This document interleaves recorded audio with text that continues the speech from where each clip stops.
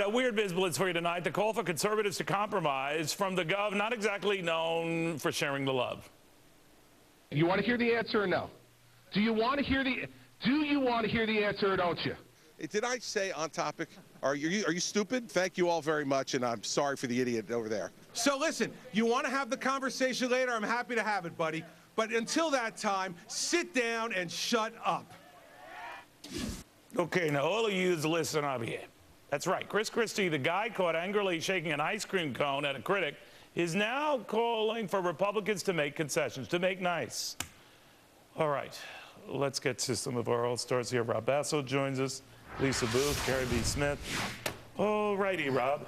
What do we make of this? He's an unapologetic guy. You know, he's a guy from New Jersey, and he's not afraid. As if that's a problem. And he's not afraid to show it. But you know, no, he's not the poster child of compromise. But if he wants to run for president in 2016, he needs to come to the center more. If he wants to be on a national stage, on an international stage, he really needs to cut out the antics. The antics are not helping his case in the slightest bit. You know, oddly, his antics and his governing style have never been on the same page, if you think about it, Gary B., because his telling people to shut up now and then notwithstanding, he's been pretty good at working with Democrats reaching across the aisle. So maybe they're more in simpatico now. What do you think? They may be in simpatico in New Jersey. I don't think they're in simpatico nationally. And look, the Republicans basically ran on one platform. We're not going to do what the other guys did or have been doing. They were elected resoundingly. Why would you then want to go back basically on your word and say, yeah, now we're going to kind of work with the other guys? Look, what are you going to do? Say we're going to go halfway on the pipeline and only run it to Nebraska. That'll be the compromise. Well, Lisa, what do you make of this? Is that changing any mind, certainly for now, within the Republican Party? Well, look, I agree with Chris Christie in the sense that I would like to see some compromise. I would like to see some common ground. But the problem is Chris Christie also said that House Republicans should move forward on the Keystone Pipeline. They should move forward on reforming our tax code, and they should move forward on rolling back some of the owners' regulations. But the problem we face is that we don't have a partner in the White House, and that President Obama has remained uncooperative on issues such as Keystone Pipeline and as far as rolling back regulations. So that's the biggest problem we face is President Obama. I'll end that issue one with this. I want all of you to eat a salad, okay? That's what I'm just saying there. All right, meanwhile, is the guy Republicans call the constitutional ripper suddenly pulling a gipper? The White House says Republicans shouldn't be making a fuss out of executive orders on immigration because Ronald Reagan did the same thing, so did George H.W. Bush. Lisa, you argue there's a big difference.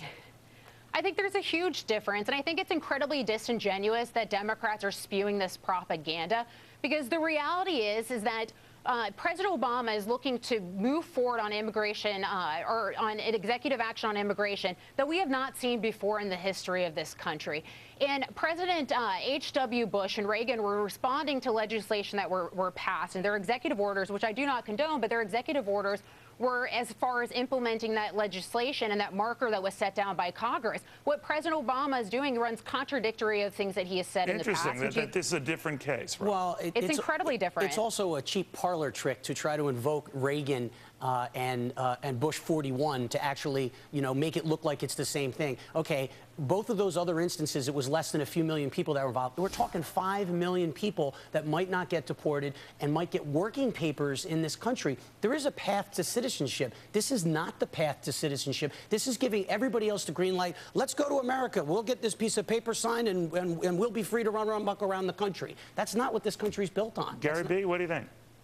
Well, Lisa makes a good point. You know, what Bush and Reagan did was merely a continuation of what Congress already did. Now Congress, at least the new Congress, will be vehemently opposed. But even apart from that, what's to say you can't go back and say, hey, you know, your guy did a bad thing, so our guy can do a bad thing. Right. What they all did was basically unconstitutional. So for Obama, who basically said, I wouldn't do anything like this because it's against the Constitution, to go back on his word is idiotic. But that is the story of this administration.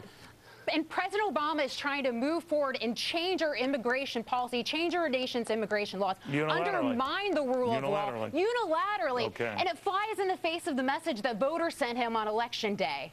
All right.